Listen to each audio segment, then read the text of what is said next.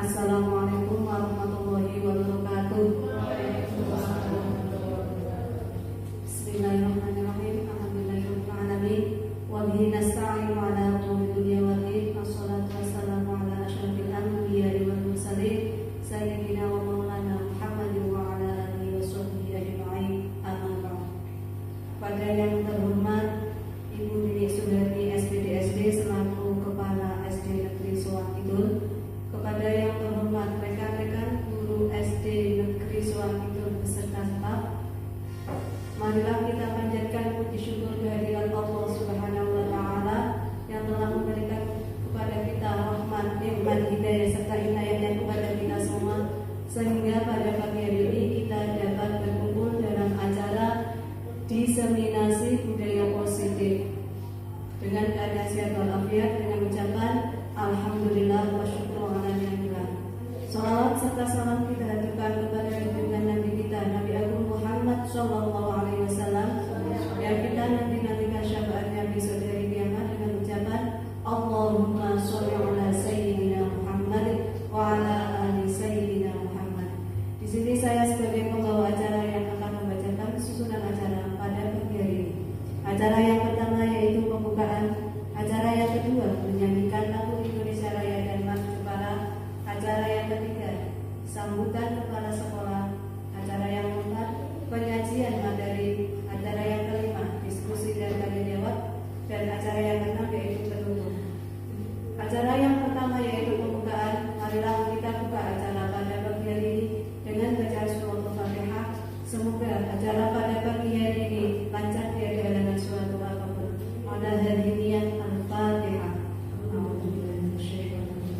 Bismillahirrahmanirrahim.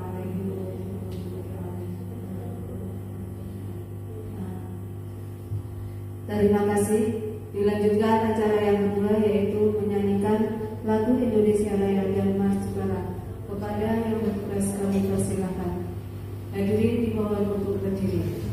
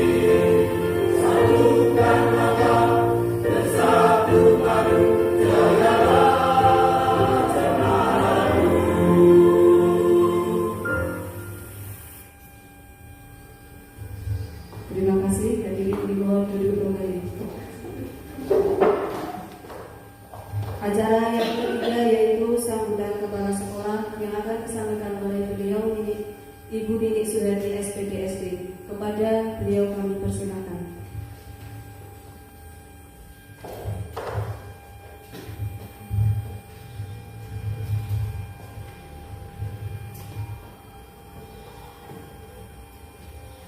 Assalamualaikum warahmatullahi wabarakatuh. Bismillahirrahmanirrahim. Alhamdulillahirabbil alamin. Wassalatu wassalamu ala asyrofil anbiya'i wal mursalin sayyidina wa maulana Muhammad wa ala alihi washabbihi ajma'in. Yang terhormat Bapak, Ibu guru beserta staf SDN Suara Kidul yang berbahagia, marilah kita ucapkan syukur alhamdulillah kepada Allah Subhanahu wa Ta'ala yang telah memberikan rahmat hidayahnya yang berlipat-lipat sehingga kita dapat bertemu pada hari ini dalam acara diseminasi budaya positif di SDN Suara Kidul yang akan disampaikan oleh rekan kita Ibu Erna Juwita SPD dalam keadaan sehat walafiat tanpa kurang suatu apapun. Yang kedua, salawat salam marilah kita aturkan ke junjungan Nabi Agung Muhammad Sallallahu Alaihi Wasallam yang senantiasa kita nanti bersyafaat beliau di yaumul akhir. Terima kasih kesempatan yang diberikan kepada saya ucapkan selamat pada rekan-rekan semua karena di SD kita ini ada rekan kita yang ikut guru penggerak sehingga akan memaparkan beberapa hal atau hal penting yang dapat kita laksanakan pada masa sekarang di kurikulum Merdeka ini yang sesuai dengan zaman dan perubahan-perubahan kurikulum yang ada, yang salah satunya yaitu budaya positif. Nah, ini nanti kita akan mengikuti apa yang akan disampaikan oleh Bu Irna, budaya positif di sekolah kita, terutama dalam penerapan di pembelajaran dalam kita menerapkan di kelas masing-masing. Nanti akan dikupas sampai tuntas bagaimana cara penerapannya, apa yang dimaksud budaya positif, dan apa kelebihannya. Kemudian macamnya seperti apa, ini nanti akan dikupas. Harapan saya sebagai yang dituakan di SDN Suara Kidul, mudah-mudahan nanti apa yang kita peroleh dari uraian rekan kita Ibu Erna nanti benar-benar bisa kita laksanakan. Amin. Jadi tidak hanya sekedar kita bicarakan, kita bahas, namun bisa kita laksanakan dan membuahkan hasil yang sangat baik dan membuahkan apa ya, imbas yang luar biasa pada siswa-siswi kita.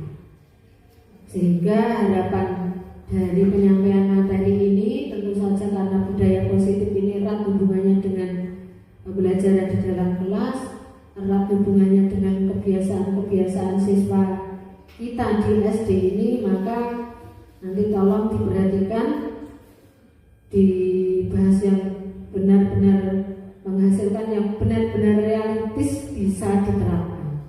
Itu harapan dari saya. Dan mudah-mudahan rekan-rekan tidak henti-hentinya untuk bisa mengikuti apa ya, penularan dari rekan-rekan kita yang mengikuti guru penggerak, dan syukur nanti menyusul untuk mengikuti jejak dari rekan-rekan kita. Demikian ya, silakan selamat menyimak, selamat mempelajari, dan akhirnya bisa mewujudkan. Kurang lebihnya mohon maaf. Saya akhiri sekian dulu. Billahi taufiq wal hidayah. Wassalamualaikum warahmatullahi wabarakatuh. Waalaikumsalam.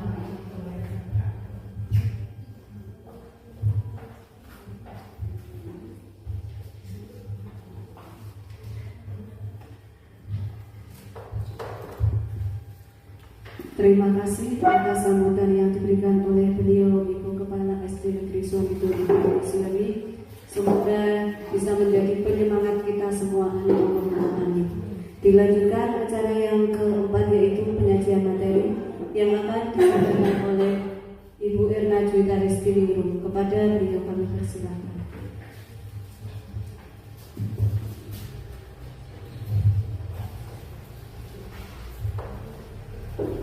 Bismillahirrahmanirrahim. Assalamualaikum warahmatullahi wabarakatuh. Kepada yang terhormat Ibu Kepala Sekolah SD Suamido Ibu Wiwi Suhani SPDSD, kepada yang terhormat Bapak Ibu Guru serta staf SD Negeri Suamido. Di sini saya akan berpresentasi tentang diseminasi budaya positif. Sebelum presentasi kita explaining dulu.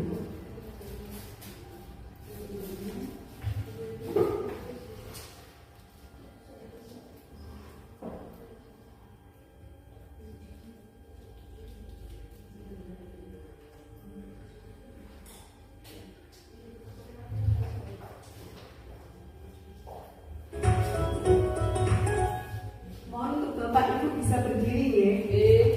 Kita senang-senang dahulu. Ya Pak Bayu, berdiri Pak tahu.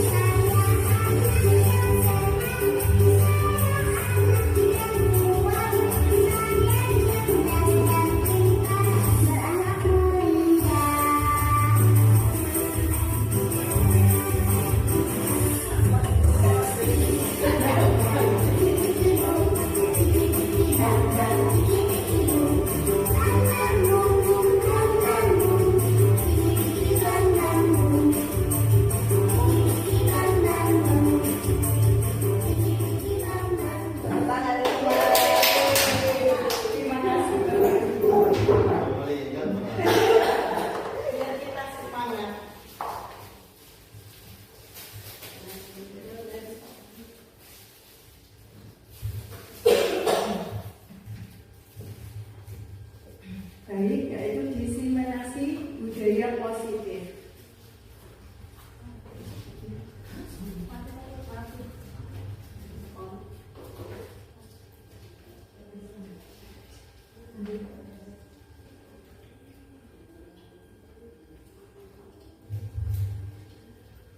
Apakah Bapak atau Ibu setuju bila yang pertama, pemberian hukuman dapat mendisiplinkan murid? Setuju apa tidak? Setuju apa tidak? Ada yang setuju dan tidak. Yang kedua, apakah guru harus mampu memberikan solusi untuk setiap murid yang bermasalah? Setuju apa tidak? Setuju. Yang ketiga, pemberian hadiah meningkatkan prestasi murid? Tidak. Ada yang setuju? Dan yang keempat, apakah guru berperan sebagai teman bagi murid? Tidak. Tidak Ya, ada yang setuju. Baik, kita akan bahas kembali. Apa itu budaya positif? Budaya positif itu merupakan perwujudan dari nilai-nilai atau keyakinan universal yang diterapkan di sekolah. Konsep untuk menciptakan budaya positif. Yang pertama, disiplin positif. Yang kedua, motivasi perilaku manusia. Yang ketiga, keyakinan kelas atau sekolah. Yang keempat, kebutuhan dasar manusia. Yang kelima, posisi kontrol seorang guru. Dan yang keenam, segitiga restitusi. Baik, sekarang kita akan bermain cobalah buka. Saya minta tolong kepada Ibu Dina dan Ibu Tia untuk maju ke depan.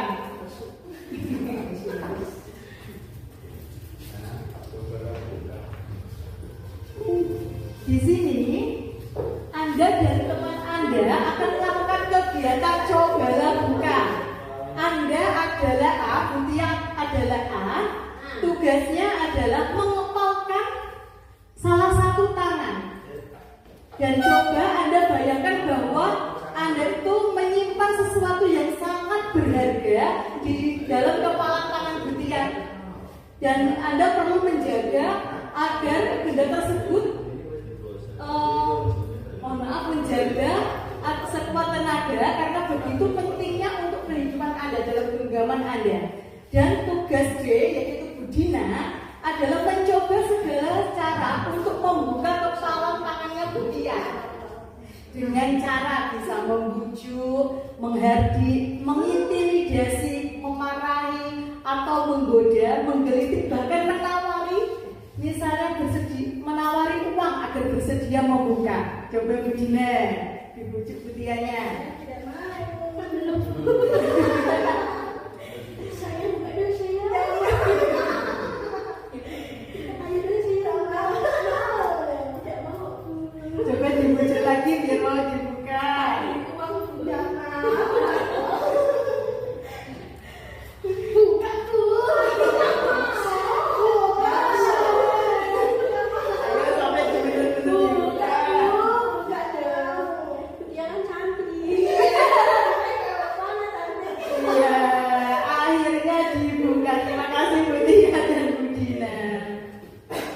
Kira-kira tadi Butia membuka itu karena dia dirinya sendiri atau karena orang lain?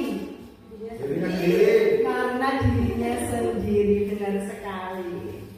Kemudian tujuan pendidikan. Menurut Ki Hajar Dewantara, pendidikan itu bertujuan untuk menuntun segala kodrat yang dimiliki oleh anak agar mereka dapat mencapai kebahagiaan dan keselamatan yang setinggi-tingginya, baik sebagai manusia maupun sebagai anggota masyarakat.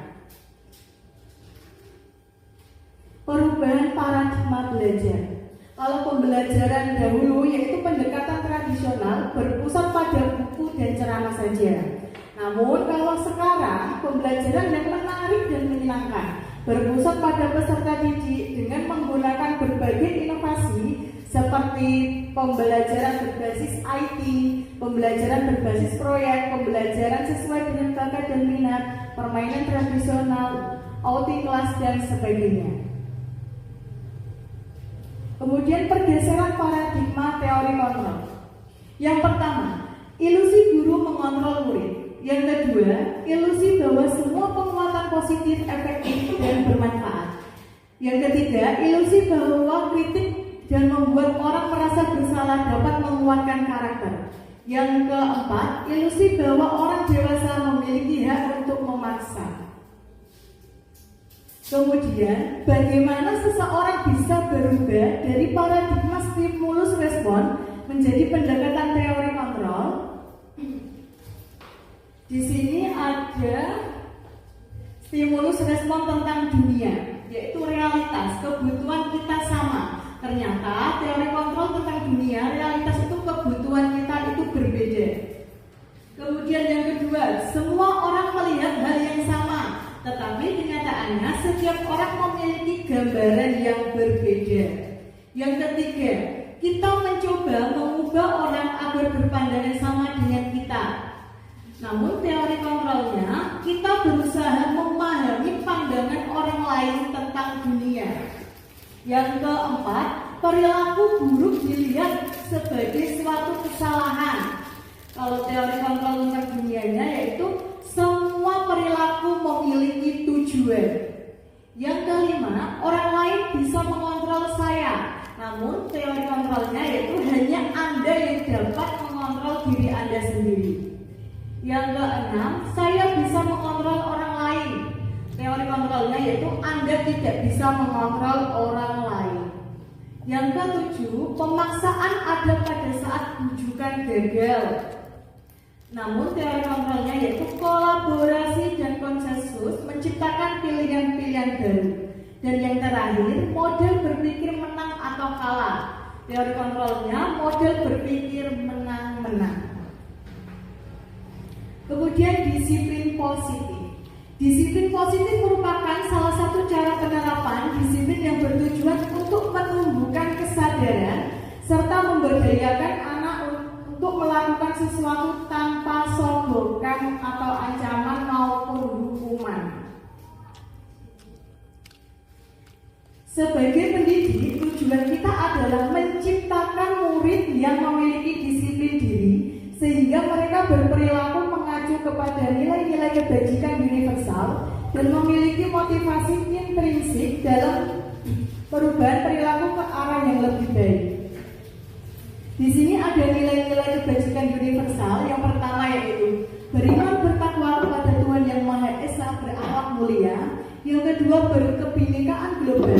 Yang ketiga, bergotong royong. Yang keempat, kreatif. Yang kelima, bernalar kritis dan mandiri. Ini adalah profil pelajar Pancasila. Motivasi perilaku manusia. Yang pertama, menghindari ketidaknyamanan atau hukuman. Yang kedua, mendapat imbalan atau penghargaan. Yang ketiga, menghargai diri dan menjadi orang yang mereka inginkan. Di sini ada hukuman, konsekuensi, dan restitusi. Hukuman itu biasanya identitas gagal. Kalau konsekuensi, restitusi termasuk disiplin dan identitas sukses. Contohnya seperti ini. Hukuman, sesuatu yang menyakitkan harus terjadi. Konsekuensinya, sesuatu harus terjadi. Restitusi merupakan pilihan. Berikutnya, tidak nyaman untuk murid atau anak yang jangka waktu panjang. Konsekuensinya itu tidak nyaman untuk murid atau anak untuk jangka waktu pendek. Untuk restitusi, menguatkan untuk murid atau anak dalam jangka waktu panjang. Berikutnya untuk hukuman, korban mendapatkan keadilan. Kalau konsekuensi, korban bisa diabaikan. Restitusi, korban mendapatkan ganti. Kemudian, murid atau anak akan tersakiti. Konsekuensi, murid atau anak dibuat tidak nyaman. Restitusi, murid atau anak mendapatkan penguatan. Berikutnya, perilaku pasif agresif meningkat. Untuk konsekuensi, penguatan hanya bertahan dalam jangka waktu pendek. Untuk restitusi, masalah terpecahkan. Kemudian, sistem tidak akan berjalan bila murid tidak takut. Untuk konsekuensinya, memerlukan monitoring dan supervisi terus-menerus dari guru. Untuk restitusi, murid belajar bertanggung jawab untuk perilakunya. Berikutnya, berlaku hanya pada sebuah institusi, tidak berlanjut pada kehidupan nyata. Konsekuensinya, membantu penerapan mengikuti peraturan dalam masyarakat. Untuk restitusi, fokus pada pemecahan masalah dalam jangka waktu panjang. Berikutnya, peraturannya adalah titik-titik kamu harus. Untuk konsekuensi, apa peraturannya? Mampukah kamu melakukannya? Terima kasih. Untuk restitusi, apa yang kamu yakini, apa yang bisa kamu lakukan lakukan untuk memperbaiki masalah ini? Hukuman, murid atau anak membenci peraturan. Kalau konsekuensi, murid atau anak menghormati peraturan. Kemudian restitusi, murid atau anak menghormati dirinya dan orang lain. Kemudian untuk negatifnya, hukumannya itu awas kalau dilakukan lagi ya, nanti awas kamu. Untuk netralnya, lakukan apa yang saya katakan. Untuk yang positifnya, apakah hal ini yang sesungguhnya ingin kamu lakukan? Kemudian di sini ada mode paksaan, stimulus respon, dan teori kontrol. Mode paksaan mendorong menyalahkan diri, stimulusnya mendorong kepatuhan, teori kontrolnya mendorong disiplin positif. Kemudian konsep diri buruk, stimulusnya konsep diri baik, teori kontrolnya konsep diri kuat. Murid atau anak belajar menyembunyikan kesalahan, stimulusnya murid atau anak belajar taat peraturan, teori kontrolnya murid atau anak belajar memecahkan masalah. Kemudian mencoba mengontrol anak dengan penguatan negatif atau membayar impas kesalahan. Stimulusnya mencoba mengontrol anak dengan penguatan positif, teori kontrolnya anak paham bahwa dirinya sendiri yang pegang kendali kontrol tersebut. Kemudian dampak pada murid marah, merasa bersalah, rendah diri, mengasingkan diri. Stimulusnya kehilangan hak, waktu jeda seorang diri, dan penahanan. Untuk teori kontrolnya, murid atau anak tidak kehilangan waktu, namun bersemangat untuk memperbaiki diri.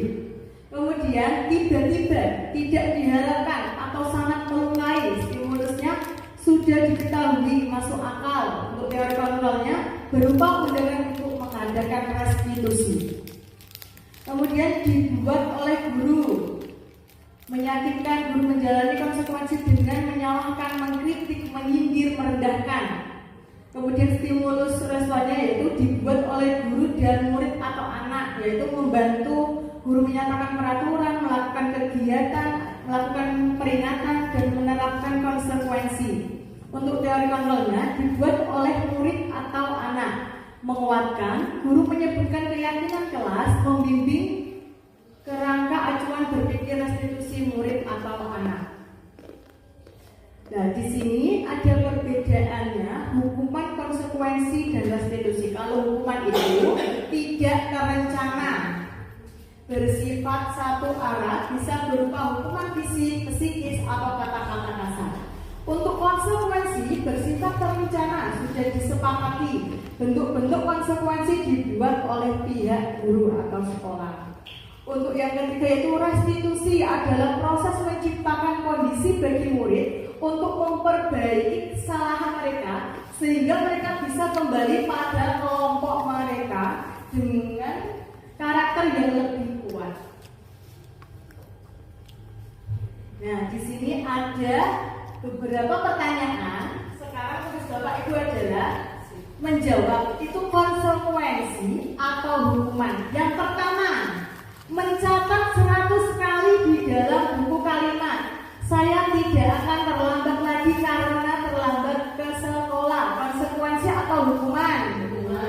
Hukuman, ya benar sekali. Yang kedua, lari mengelilingi lapangan basket 2 kali karena terlambat hadir di sekolah. Hukuman. Yang ketiga, membersihkan coretan yang dibuatnya di meja tulis.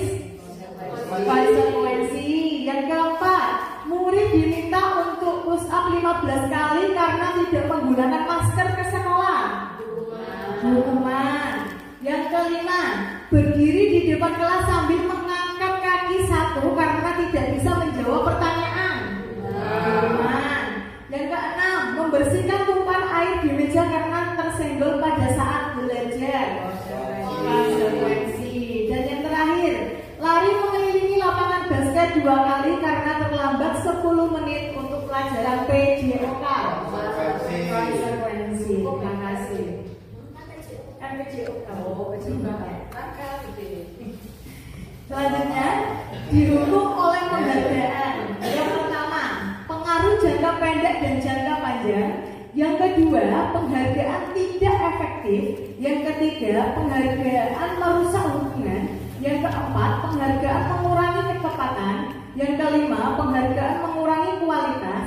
Yang keenam, penghargaan mematikan kreativitas. Yang ketujuh, penghargaan menghukum. Dan yang delapan, motivasi dari dalam diri. Selanjutnya yaitu mengapa keyakinan kelas bukan peraturan kelas. Kita bahas.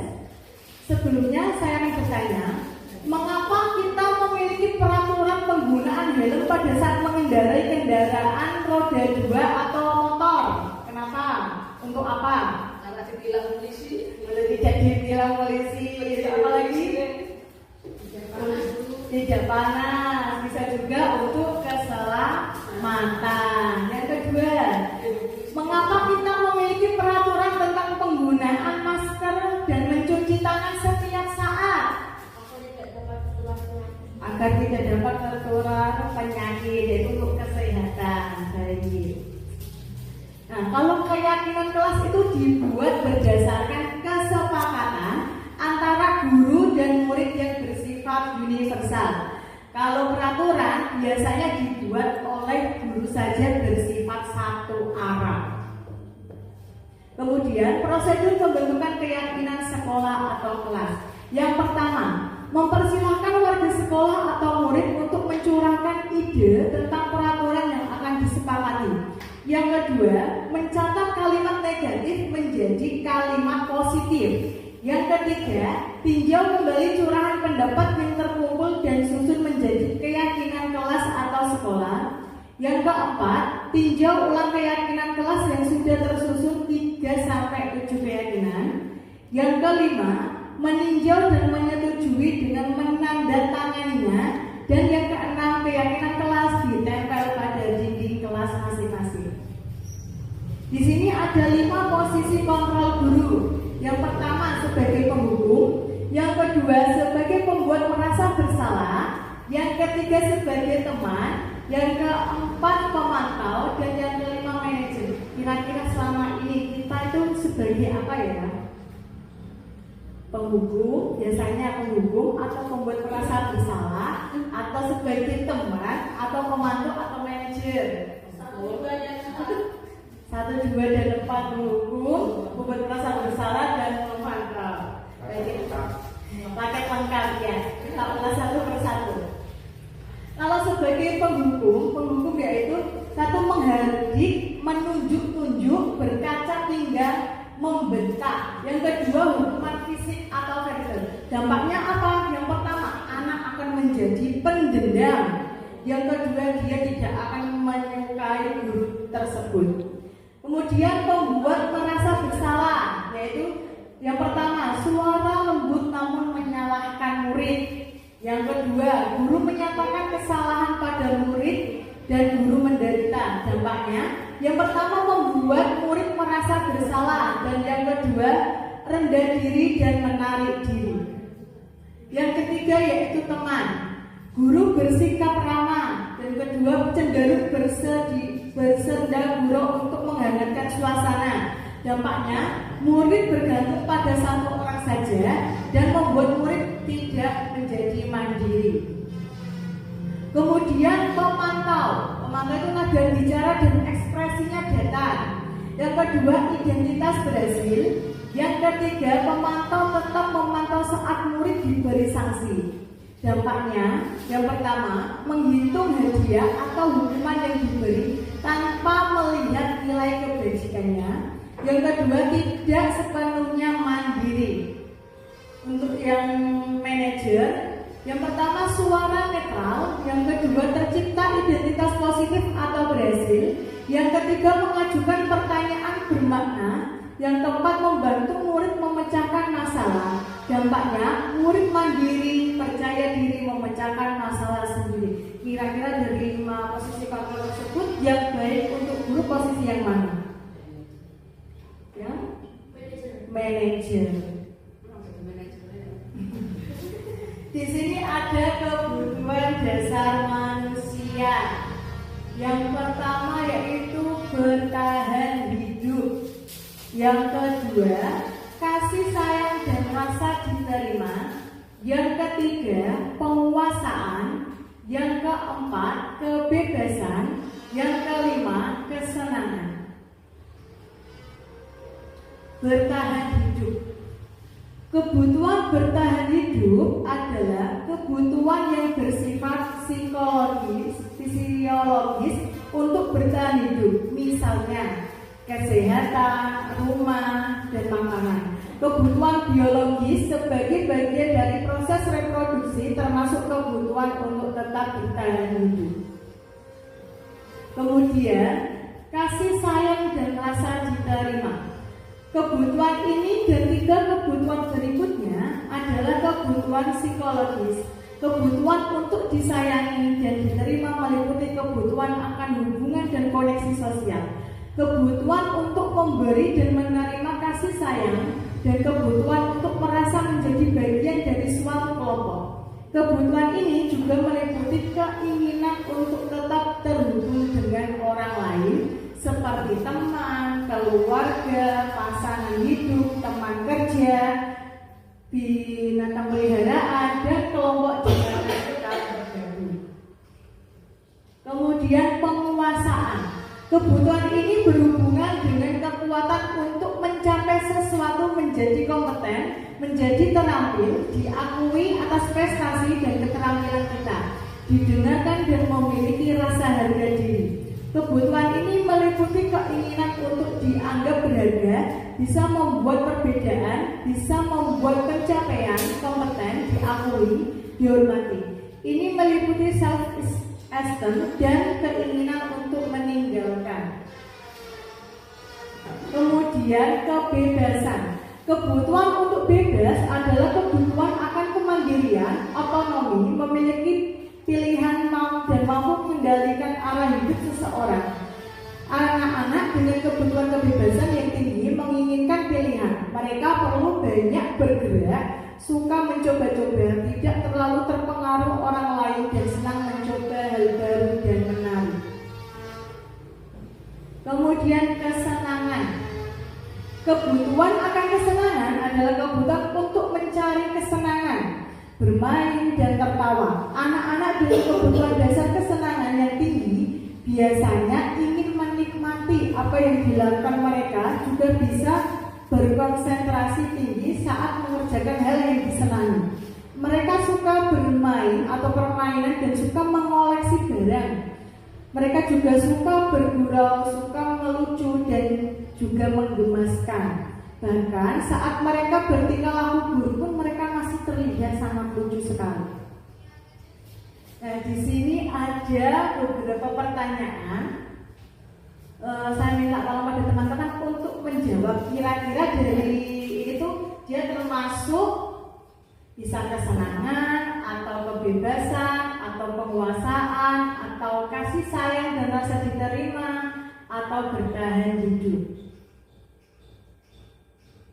Yang pertama,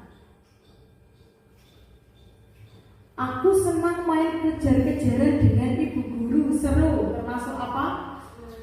Kesenangan. Ya. Yang kedua, ibu kejar aku karena ibu guru sayang aku. Termasuk kasih sayang.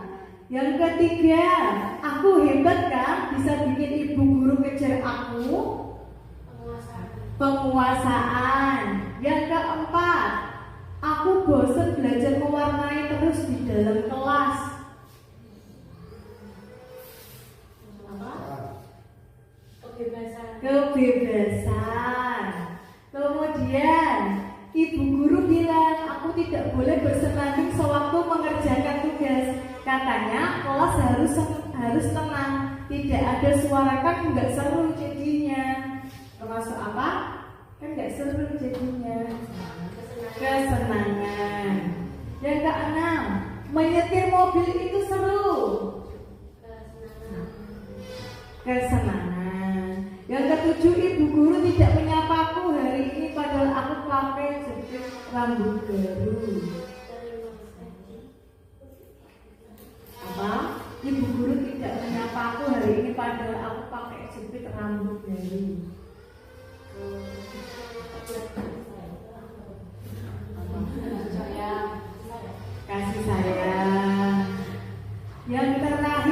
biar bisa jalan-jalan naik mobil sama teman-temanku. Biar bisa jalan-jalan naik mobil sama teman-temanku. Cinta dan kasih sayang. Karena dia ngejak teman-temannya. Dia cinta dan sayang sama teman-temannya. Kemudian yang berkualitas. Yang pertama, kira-kira siapakah orang-orang yang paling penting dalam hidup Anda? Suami, keluarga. Ya. Yang kedua, nilai-nilai kebajikan apa yang tertulis dalam hidup Anda? Kira-kira apa nilai kebajikannya? Cinta dan kasih sayang. Yang ketiga, kalau Anda menjadi orang yang ideal, karakter atau sifat apa yang Anda paling inginkan ada pada diri Anda? Kira-kira sifat apa? Bijaksana, tanggung jawab, ya. Yang keempat, apa pencapaian Anda yang sangat Anda banggakan? Menjadi guru, ya. Kalau Bu punya uang banyak, ya, itu betul sekali, Bu. Yang kelima, apa pekerjaan ideal bagi Anda? Ayo, pekerjaan yang ideal bagi Anda apa? Jadi guru, apa? Jadi netizen. Terus kemudian ceritakan bagian perjalanan hidup Anda di mana Anda merasa itulah titik puncak hidup Anda. Kira-kira apa? Masih belum. Kira-kira apa? Di mana Anda merasa titik puncak? Menerima SK. SK apa, Bu? SK ijazah dan ijazah. Yang ketujuh, apa yang paling bermakna dalam hidup Anda? Membuat menangis bahagia. Baik. Kemudian di sini selanjutnya yaitu restitusi.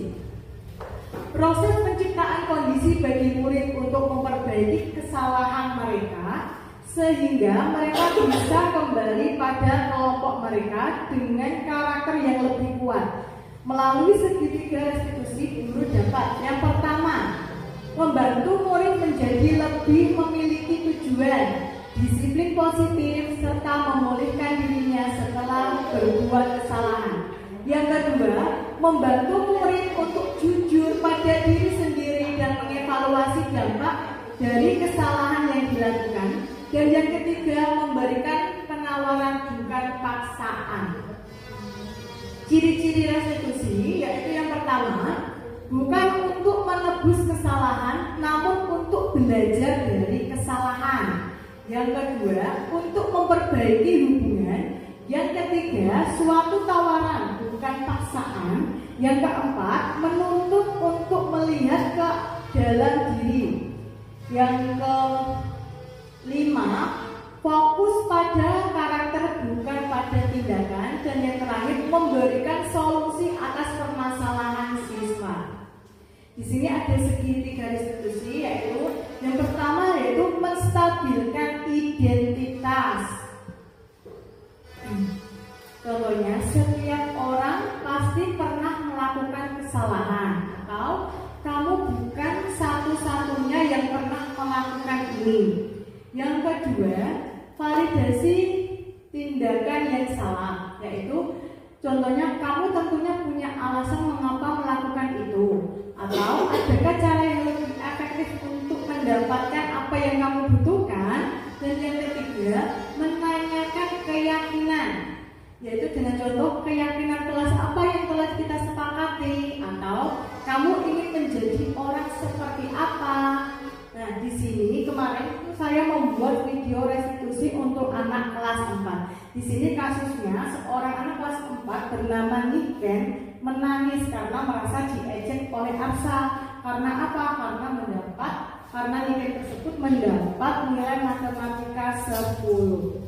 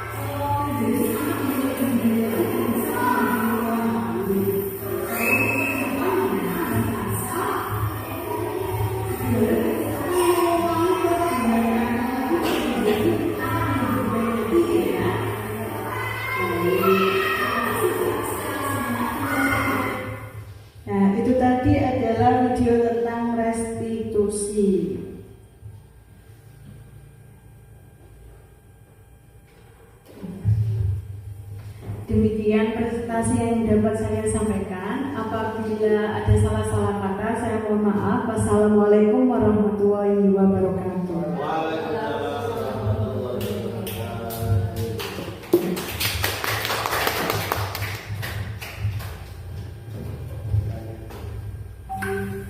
Terima kasih atas penyajian yang diberikan oleh beliau Bu Erna Juwita tentang diseminasi perilaku positif ya kan? Oh positif, yang penting yang positif itu pasti hasilnya baik. Dilanjutkan acara yang kedua yaitu diskusi dan tanya jawab tentang diseminasi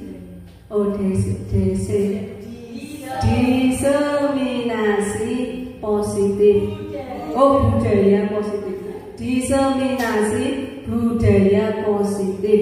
Kita akan melakukan diskusi dan tanya jawab yang akan dipandu oleh beliau lagi Bu Erna, yang akan menjawab juga Bu Erna, yang memandu juga Bu Erna. Kepada beliau kami persilahkan. Baik, Bapak atau Ibu guru, ada yang ingin bertanya?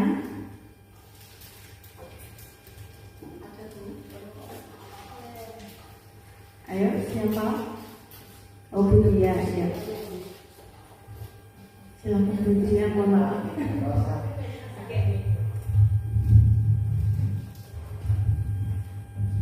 Ya, saya mau bertanya, di dalam sekolah itu kan guru mempunyai peran yang sangat penting dalam pembentukan budaya positif. Karena kalau tanpa guru ikut andil, maka budaya positif itu sendiri tidak bisa terlaksana. Bu Erna, sebenarnya peran guru dalam mendukung budaya positif itu bagaimana? Terima kasih. Ada lagi yang ingin bertanya? Nanti sekalian dijawab ya. Ada yang tanya?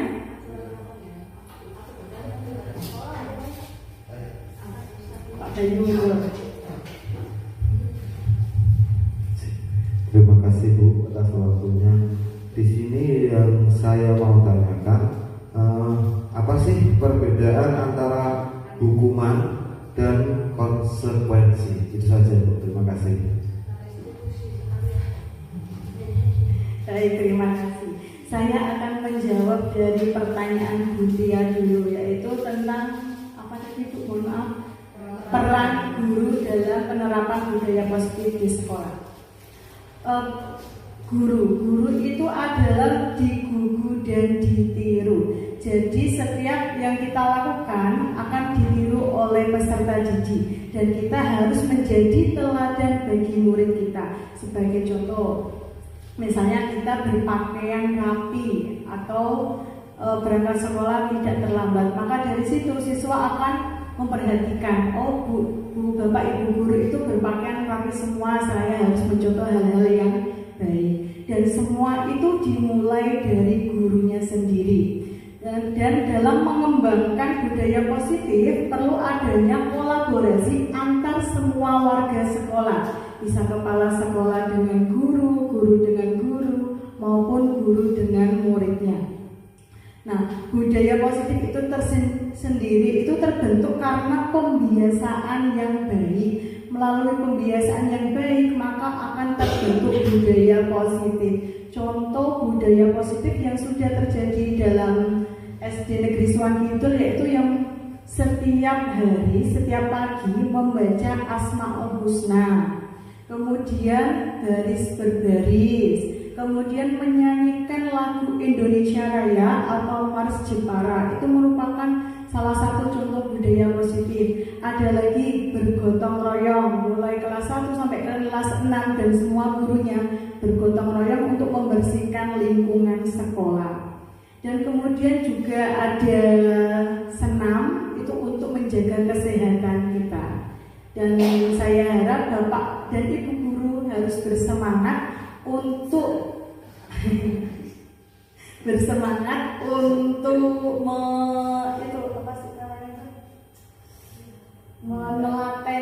menelateni budaya positif ini. Baik, budaya apa ada tambahan lagi atau gimana? Sampun? Oh, cukup. Kemudian pertanyaan dari Pak Bayu, perbedaan hukuman atau konsekuensi. Hukuman atau konsekuensi. Hukuman dan konsekuensi itu sangat berbeda sekali. Kalau hukuman itu lebih ke arah negatif dan dapat menimbulkan identitas gagal pada murid itu sendiri.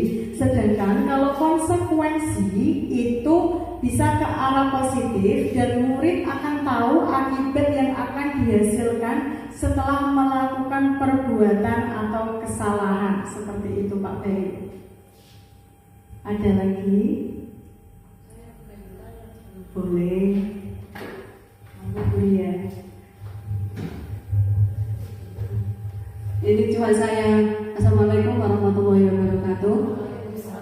Di sini saya hanya mau bertanya dan mau minta penjelasan kemauan. Untuk yang masalah tadi kan hukuman konsekuensi sampo sudah tahu bedanya.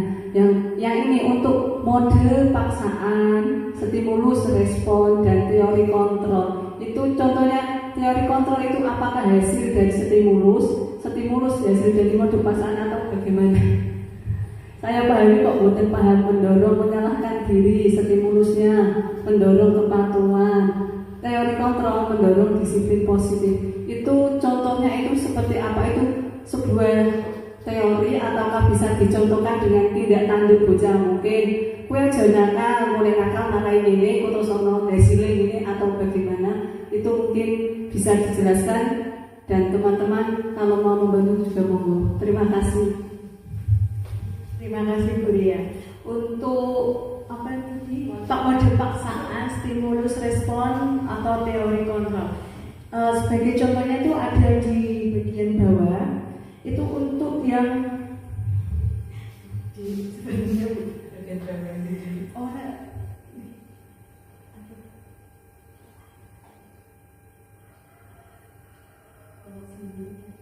Terima kasih.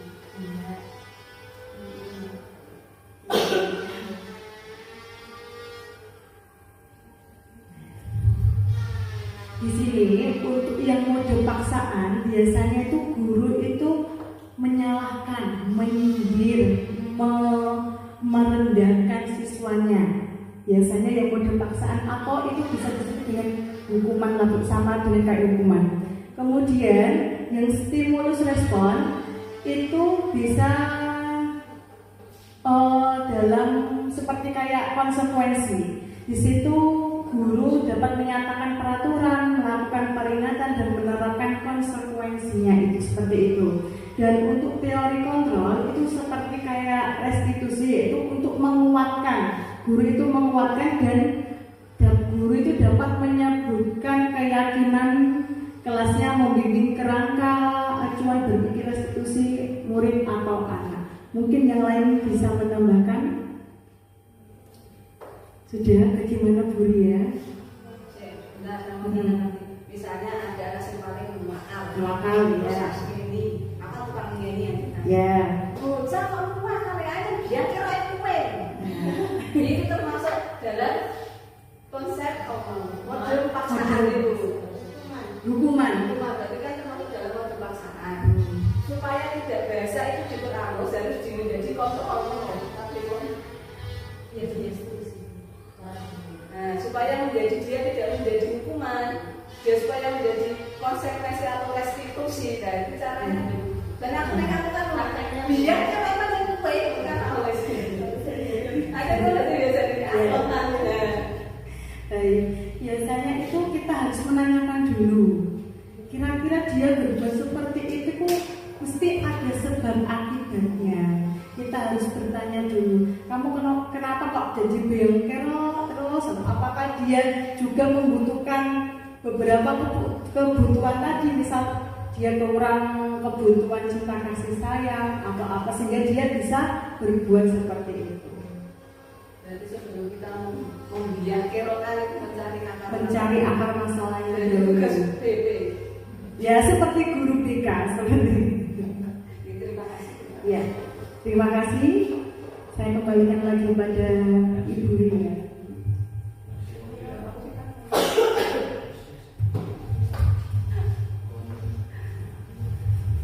Terima kasih atas apa yang diberikan oleh Ibu Irna Juwika, yang apa yang kita diskusikan, apa yang kita tanya jawabkan, dan yang menjadi biang kerok juga saya sendiri hari ini.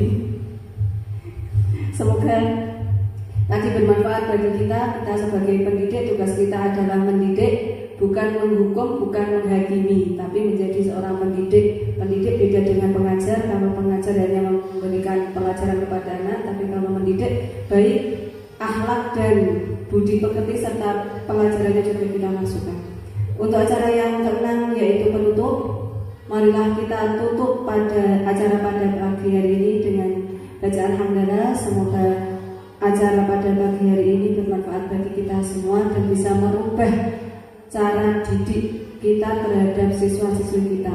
Marilah kita tutup dengan bacaan hamdalah bersama. Mari saya hantarkan Alhamdulillahirabbil alamin. Saya selaku pembagi acara, apabila ada kata-kata yang kurang berkenan di hati Bapak atau Ibu guru semua, saya mohon maaf yang sebesar-besarnya.